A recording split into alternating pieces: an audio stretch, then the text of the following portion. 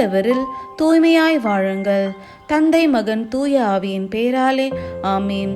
உங்கள் இதயத்தில் இருத்தி தியானிக்க உங்களுக்கான இன்றைய வசனம் எபிரேயர் அதிகாரம் 4 இறைவசனம் 12.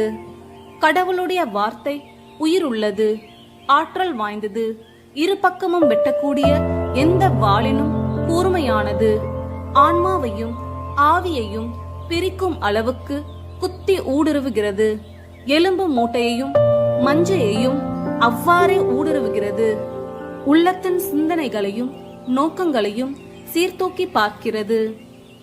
ஜெபம். வாக்கு மறுஉருவாகி எங்களுக்குள் குடிக்கொண்ட எங்கள் அன்பு நேசரே, உம் வார்த்தையை நாங்கள் அறியாமல் இருக்கின்றோம், அதற்கு செவி கொடுக்காமலும் இருக்கின்றோம். எங்கள் சிந்தனையை சீர்தூக்கி பார்க்க எங்களை தூய ஆவியினால் நிரப்போம். தூய ஆவியானவரே, இறை வார்த்தைகளை என்றும் வாசிக்க எங்களுக்கு துணை செய்யும். எங்கள் துணையாளர் ஆகிய உம்மை நாங்கள் பற்றி பிடிக்க எங்களுக்கு ஞானத்தை தந்து எங்களை ஆசிர்வதியும். ஆமீன்.